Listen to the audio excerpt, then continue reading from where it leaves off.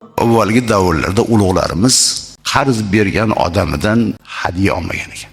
Biroq qarzdor odam qarz olgan odamiga mana hadiya sizga desa olmagan ekan. Nega? O'sha hadiya qarz berganim uchun sudxo'rlik bo'lib qolmasin degan shubha bilan. U hadiya halol, lekin boyagidek shubha bor.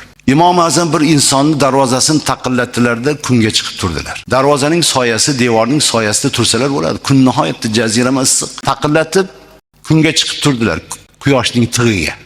Shunda uy egasi chiqib, quyoshning tig'ida nima qilasiz? Soyaga turing desalar. O'sha bergan qarzimning evaziga shu uyingni soyasida turgan bo'lib qolmayin dedilar. Abu Dardo radhiyallohu anhu ulug' sahobiylardan masjidga avval kelib oxirida ketar ekanlar. Rasulullohning namozdan keyingi suhbatlardan bahramand bo'lar ekanlar. Xurmo pishig'i zamoni keldi. Oxirida kelib avval ketadigan bo'lib qoldilar. Uni kuzatgan payg'ambarimiz alayhissalom bir kun to'xtatib olib, senda bir holatni kuzatdim. Avvallari shunaqa eding, endi oxirida kelib avval ketyapsan. Sababi nima deganlarda qo'shnimning xurmosi pishdi dedilar. Qo'shnimning xurmosi pishdi, meni hovlimga ham to'kiladi dedilar. Namoz paytigacha ertalab turib, ali xurmolarni yig'ishtirib qo'shnimga beraman. Bolalarim yeb qo'ymasin dedi. Uyqudan tursa, hovlidagi xurmoni ko'rib bolalarim yeb qo'ymasin, qo'shnimning xurmosidan. Namozdan tez shoshib ketaman, namoz paytida ham xurmo to'kilib qoladi, tezroq haligini terib qo'shnimga berayin dedi. Ana shu ham tashvishda dedilar. Payg'ambarimiz alayhissalom eshitib mamnun bo'ldilar. Shunday ummat tarbiyalanyapti. Shunday sahobiylar tarbiyalanyapti. Rasululloh xursand bo'ldilar. Va u kishining haqlariga duo qildilar.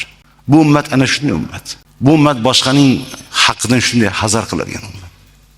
Shunday ehtiyot bo'ladigan ummat. Bir ulug' zot bir dehqonni ko'rdilar. Dehqon beparvo dalasida ishlayapti. Lekin qo'ylari qo'shnining yeriga tushib ketdi.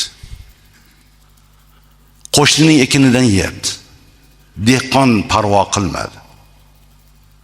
Ulug' zot haligi dehqonga qo'ylaringga qarab qo'shnining yeriga tushib ketdi, unga ozor yetkazyapti deganlarda haligi dehqon beparvo bo'ldi.